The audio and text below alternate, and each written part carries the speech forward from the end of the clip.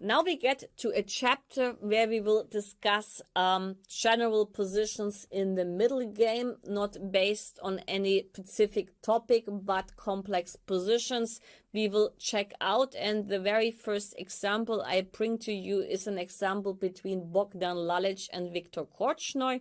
And this is a classical Steinitz position from the French defense.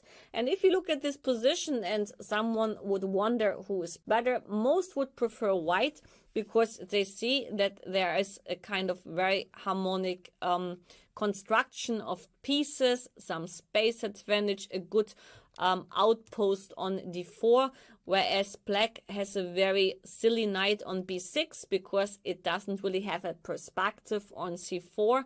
And besides that, bishop, we know the so-called sorrel child of French defense positions is usually the bishop on c8 plus the rook on a8.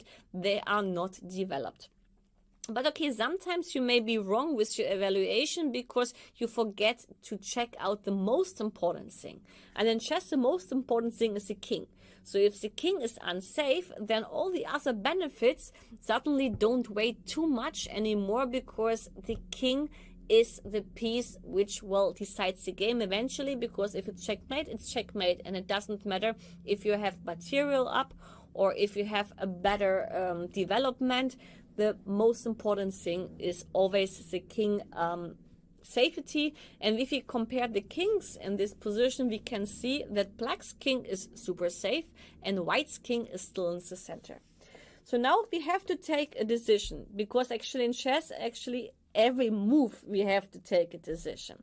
But when we know what kind of character a certain position have, then it's much better or much easier to take the right decision, because the character of the position can tell you already in which direction it may go. With the king in the center, there are like two rules. First rule is try to open up the position, which means try to open up the e file, for example. And the second thing is keep your opponent busy. So that means don't give your opponent time to, well, here in this example, to make short castle, basically. So we look for a quite active move, which would not allow white to castle short side. And there are not many moves left, but the move f6. f6 is also kind of typical in this position, because in the Steinitz defense, f6 is very logical, despite the fact that here we hinder white to castle short. We also do something very thematic, because, well, in the Steinitz defense in French, white has space advantage. Space advantage is caused by the pawn on e5, so with f6 to exchange this pawn makes sense in order to get back some space. Short castle, as I already said, is not a good idea, because after f takes e5, I would say there is not enough compensation for this central pawn. Besides, central pawns are quite important pawns when we speak about control. So that's why actually we can rule out short castle, because it doesn't give white anything. So we have basically just one answer, and the answer is e takes f6, as the knight can also not move to f3 as e3 is hanging. So e takes f6. Here already it becomes much more difficult to take the right decision, because we have at least two candidate moves. I can already tell you we have more than that, because the problem about most chess players, also very strong ones, is the so-called, I would say, automatism. And this automatism is based on your intuition, which guides you in a way that if your opponent captures something, you need to recapture. And when you calculate these kind of, well, examples or variations in games, and in your calculation something is taken, then the most natural reflex is to recapture it, and then you forget sometimes to check out other moves, and this of course would lead to the fact that you may miss certain things. So after e takes f6, as already mentioned, at least two candidate moves. The most obvious one are g takes f6 and rook takes f6. Of course, it's worth checking them, because maybe with one of these moves, like, we would prevent white from castle short side. For example, g takes f6, short castle, and now e5 may be enough to, well, demonstrate that white cannot castle, because he has a problem with the opposition of both bishops or the pin on e3. Now after after e5, white should take on e5 because that makes sense also to open up the file for the rook. Queen takes e5 is easy to rule out because now in the worst case we have bishop f2, but I would say we have even queen takes d2 and there's not enough counterattack against e3. So that's why that makes not much sense. F takes c5 is much more logical, and now actually we have a very easy Zwischenzug. Rook takes f8, and no matter how black takes, he will lose the attack connected to the pin on e3. If he takes with the bishop, then the bishop on e3 is not pinned anymore and we can freely move our knight. And I would say even so, black has a very strong center. The king now is clearly weaker in black's position. And if the king takes, then we can solve the problem about the hanging bishop by just giving a check on f3. And this would allow us to get out of the pin eventually, which is important because even queen f7 would not here be decisive, because after queen f7, I believe, now let me think not to tell you something wrong, that would be not great. We can take on f7, and after king takes f7 we can play knight f5. Now we attack c5 and we protect our bishop, and if d4 we have a kind of Zwischenzug like knight h6, and then actually everything should be all right. It's a little bit tricky, but it should be okay. There might be better solutions. This is just the emergency solution, but I think it's sufficient. Looking at it once again, actually I realize that queen takes f7 is not the strongest move here. There is knight e6 check, which is much stronger, and I think after knight e6 check, white is even winning. And well, anyway, that means that g takes f6 after the capture on f6 by white is not like a good solution by black, because even though you play e5, you may just like end up in a worse position. And after queen f3 check, there is only white who can push, and for this reason, yes, we should of course look for something else. So that means that here after the move e5 take and queen f3 check, white is okay. And that means that the move g takes f6 is not so great to consider. Rook takes f6 is basically the same, because after short castle, e5 once again is not possible, because, I mean, it's possible, but it's not getting anything for black, because after the recapture, we have queen d2 in the worst case. Maybe we have other moves, but I just want to demonstrate castling is possible no matter how you take or recapture back on f6. So that means after f6, e takes f6, we should once again get off our automatism and take our intuition aside and look what other moves we have to keep our opponent busy. And besides the rule that the king is in the center and we should open up the files, there is another rule which says if you can get control in the center, you should consider it, even if it costs you 1 pawn, 2 pawns, or sometimes even more. And this leads us very easily to the move e5. With e5, first of all, we attack the knight on d4, so short castle is not possible. Second of all, we open up the e file, which is also very good fitting to our rules because the king is in the center. And okay, here white has only 2 moves. He can take on e5 or he can take on g7. After f takes g7, once again, it's very good not to use your automatism and your intuition, because a reflex option is to recapture on g7 with a king or with a queen. But apart from that, here is something much stronger, because the party is currently running in the center, and the pawn on g7, even though it's not our own pawn, protects our king quite well, and that means we can simply increase our attack in the center by playing rook e8. And now there's a huge problem.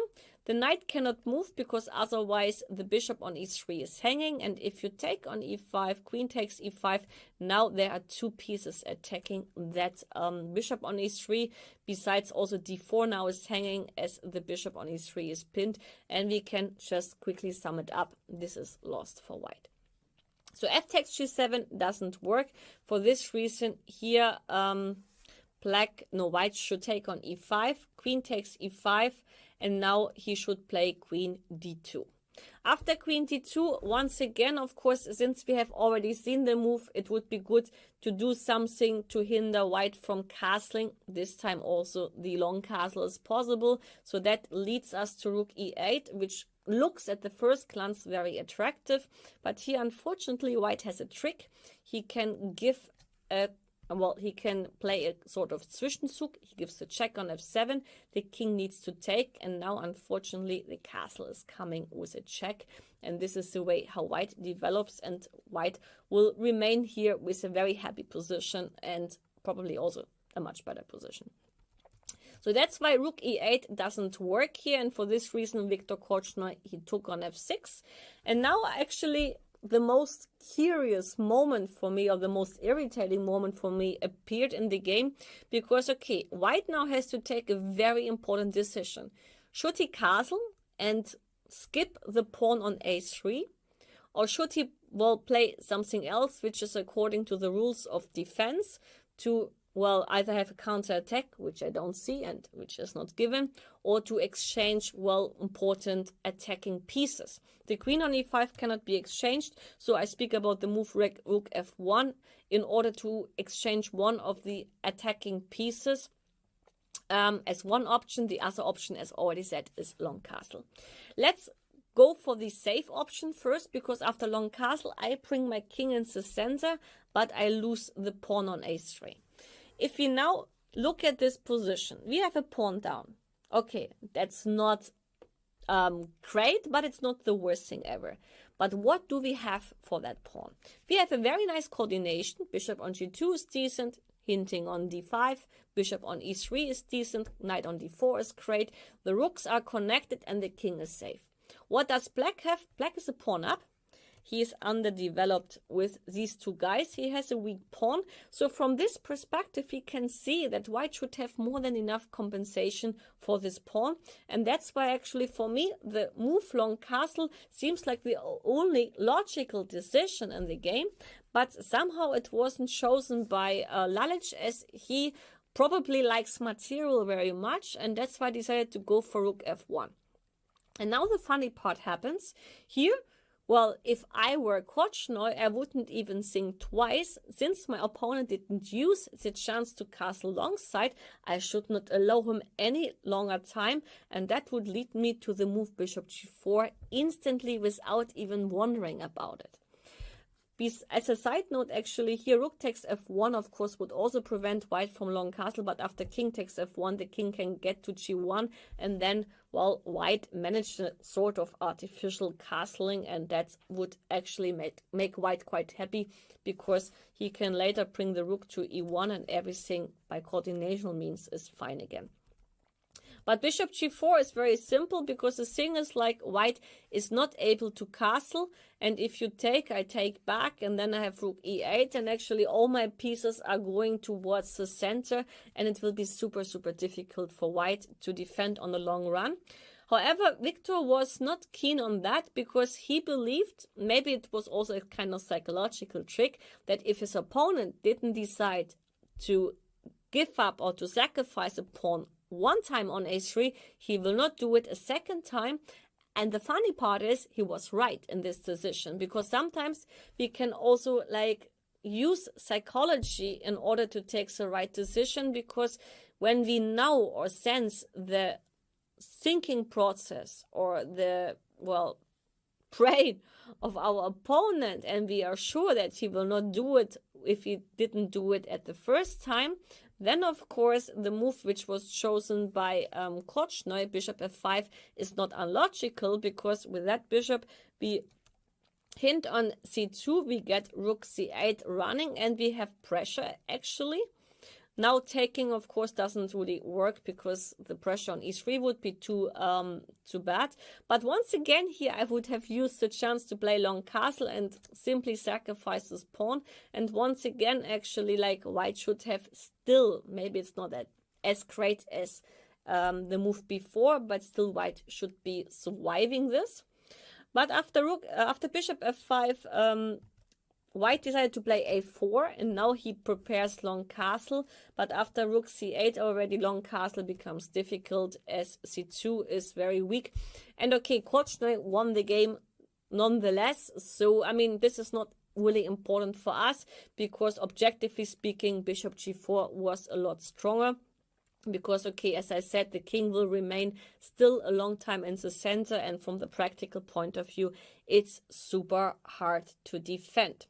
Yeah, let's go back to the initial position. f6 is an easy decision because it's a topic which is, well, really like typical for the French defense, the Steinitz variation.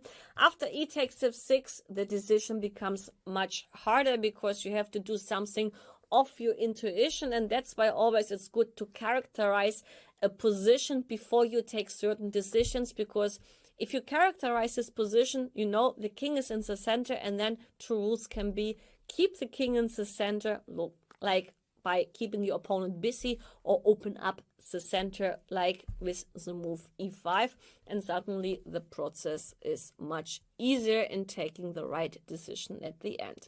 Yes, in the next example it will be once again a complex one, so please stay tuned.